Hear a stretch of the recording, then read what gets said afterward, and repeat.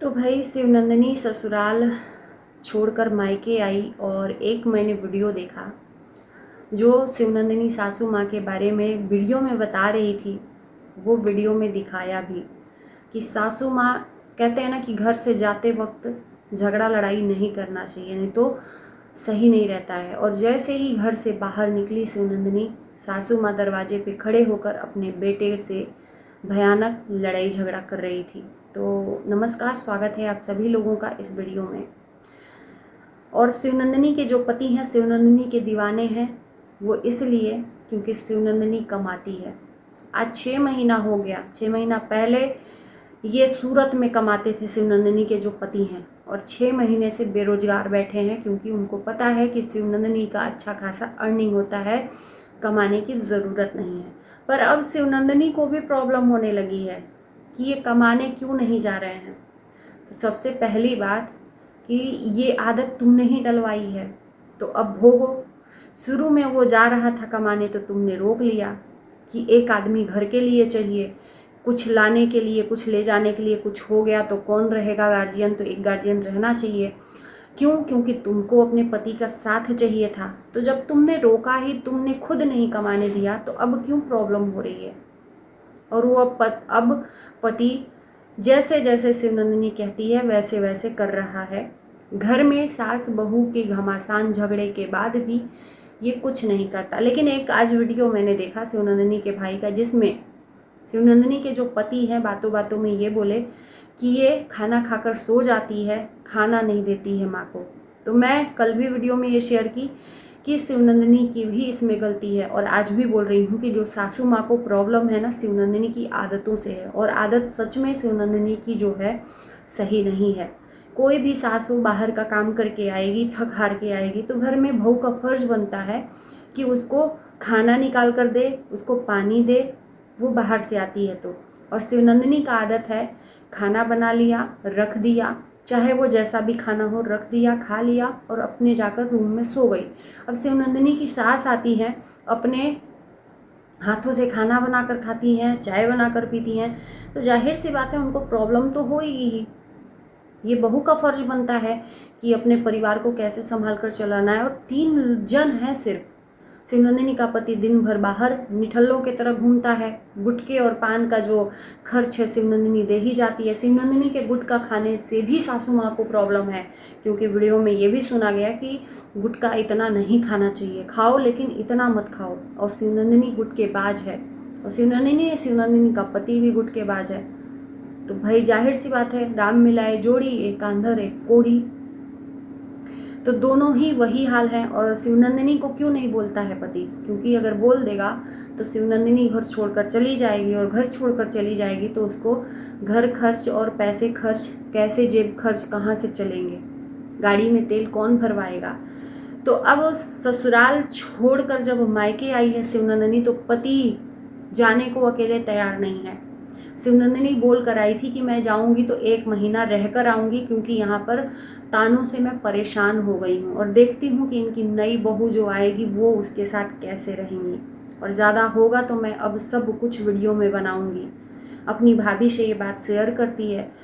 शिवनंदिनी का पति 3 दिन घर पे है, और 3 दिन तक वो चाहता रहा कि शिवनंदिनी साथ में जाए, या शिवनंदिनी कुछ पैसे निकाल कर मुझे दे दे जेब खर्च के लिए, 10-15 हज़ार, 10-15 दिन जो भी शिवनंदिनी रहेगी, इतने दिनों तक मैं अपना ऐशो आराम की ज़िंदगी जीऊँगी। लेकिन अब आ गई है शिवनंदिनी अपने मायके, और मायके में जान ही रहे हो माता जी कितनी लगाम लगाती हैं हर एक चीज़ पे। तो अब सही जगह आई है तो शिवनंदिनी ये काम कर नहीं रही है, और पतिदेव को है इस बात से प्रॉब्लम, लेकिन पतिदेव खुलकर बोल नहीं सकते ससुराल से। वहीं पर सारी चीज़ें क्लियर हो गई कि पति पैसों से प्यार करता है शिवनंदिनी के।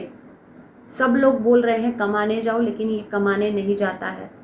वहीं पर बार बार शिवनंदिनी मायके आ गई है तो अपनी माँ के लिए बोल रहा है कि वो माँ है, बोलेगी तो कोई दिक्कत नहीं है। हमें भी बोलती है तुम अपना काम करो, अगर मैं कुछ बोलूँ तब तुम बोलना।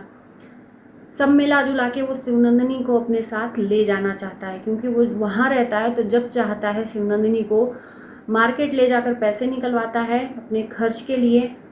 तो ये काम अब यहाँ नहीं हो पाएगा। यहाँ पर 1 महीना रुकने वाली है शिवनंदिनी, तो कैसे चलेगा। और शिवनंदिनी ने एक पैसा नहीं दिया। यहाँ पे उल्टी चीज़ है, अगर पति कहीं बाहर जाता है कमाने या कहीं कई दिनों के लिए जाता है तो अपनी पत्नी को खर्च देता है, जो भी उसके पास रहता है अपनी हैसियत के हिसाब से।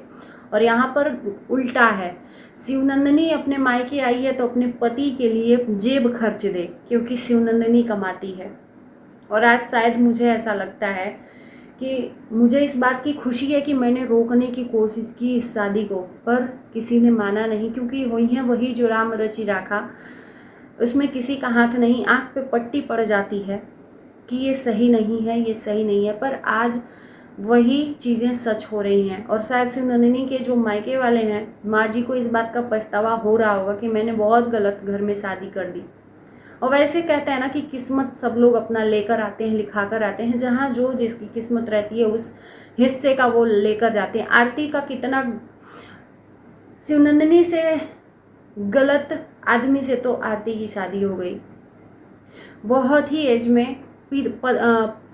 पिता के समान आरती का जो हस्बैंड है वो है, उसकी एज है, पर आरती ने अपना किस्मत अपने हाथों से लिख दिया, कर दिखाया कि हाँ एक औरत क्या कर सकती है। तो आरती ने आज अपना पूरा घर खड़ा किया अपने बलबूते पे, लड़ाइयाँ लड़ी अपने परिवार वालों से, अपने जो पड़ोसी हैं उनसे, अपने जो रिश्तेदार हैं और जो क्या बोलते हैं खानदान है, उन लोगों से लड़ाई लड़कर कितना मार पिटाई हुई। उसके बाद हर दूसरे तीसरे महीने पति उसको उसके साथ में अत्याचार करता था और हर दूसरे तीसरे वो मायके भागती थी। लेकिन आज उस घर में डट कर उसने अपना घर बनवा लिया और अच्छा घर बनवा लिया इसी सोशल मीडिया की ताकत और कमाई से।